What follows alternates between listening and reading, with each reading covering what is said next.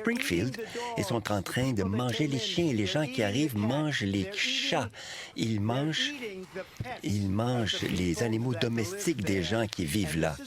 Et voilà ce qui se passe dans notre pays. Et c'est vraiment une honte.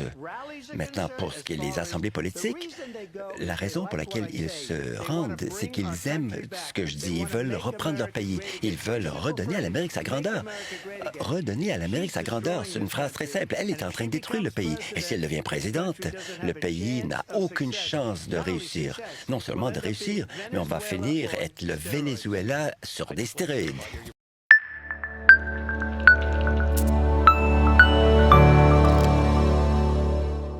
Donald Trump parlait sous dossier Cana avec chat qui a perdu à cause des immigrants qui ont rentré dans le pays. Comme quoi, nous connaissons que vous accusé haïtiens, il y a des petits grands monde qui ont accusé haïtiens comme quoi c'est eux qui ont mangé chat avec Cana dans la zone. Et bien que Trump prend cause, t'as semblé causer ça arrive dans les oreilles. Trump prend cause ça pour lui. Il parlait de aujourd'hui dans débat ça.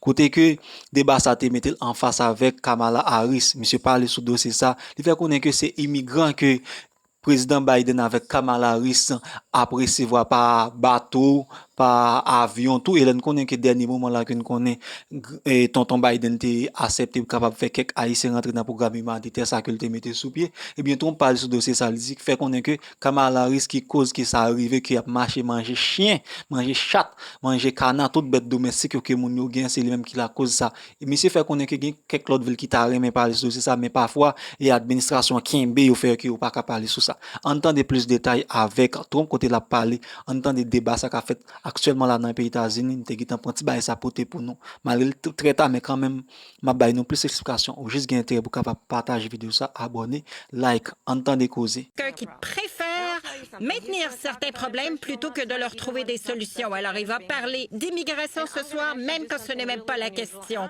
Et je vais faire quelque chose d'inhabituel.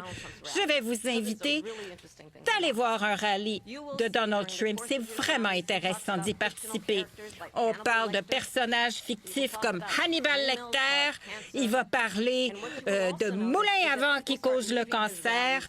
Et puis, vous allez constater que les gens quittent ces rallyes tôt dans le processus parce qu'ils n'ont plus envie d'écouter. Et puis, vous ne l'entendrez pas parler de vos besoins, de vos rêves et de vos désirs. Et je pense que les Américains méritent un président où les Américains tiennent en premier. Merci, et c'est ma promesse. J'aimerais avoir votre réponse, mais j'aimerais vous demander pourquoi avez-vous essayé de stopper ce projet de loi qui aurait mis de nombreux agents à la frontière? Elle a dit que les gens commencent à quitter. Les gens ne vont pas à ces rallyes à elle. Il n'y a aucune raison d'y aller. Et les gens qui y vont, elle les fait entrer en autobus plein. Elle les paye pour y être. Et elle les montre dans les gens ne quittent pas mes rallyes. On a les rallyes les plus grands, les rassemblements les plus abondants dans l'histoire de la politique parce que les gens veulent reprendre leur pays. Notre pays est en train de se perdre. On est en train d'échouer. Et c'est arrivé à 3 ans et demi. Et ce qui se passe maintenant, on va arriver à la Troisième Guerre mondiale pour aborder notre sujet. Ce qu'ils ont fait à notre pays en permettant à ces millions de clandestins d'entrer chez nous. Regardez ce qui arrive aux villes un peu partout. Et beaucoup de villes ne veulent pas en parler. Pas seulement Aurora et Springfield. Beaucoup de villes n'en parlent pas parce qu'ils sont vraiment embarrassés par la chose. À Springfield, ils sont en train de manger les chiens. Les gens qui arrivent mangent les chats. Ils mangent les animaux domestiques des gens qui vivent là. Et voilà ce qui se passe dans notre pays. Et c'est vraiment une honte. Maintenant, pour ce qui est des assemblées politiques, la raison pour laquelle ils se rendent, c'est qu'ils aiment ce que je dis. Ils veulent reprendre leur pays. Ils veulent redonner à l'Amérique sa grandeur. Redonner à l'Amérique sa grandeur, c'est une phrase très simple. Elle est en train de détruire le pays. Et si elle devient présidente, le pays n'a aucune chance de réussir. Non seulement de réussir, mais on va finir être le Venezuela sur des stéroïdes.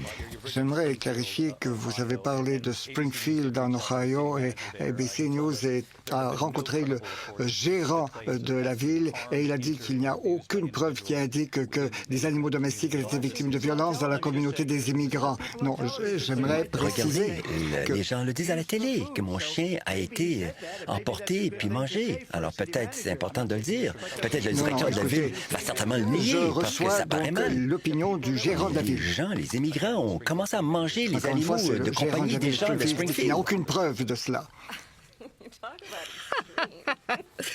N'est-on pas en présence d'un personnage extrême?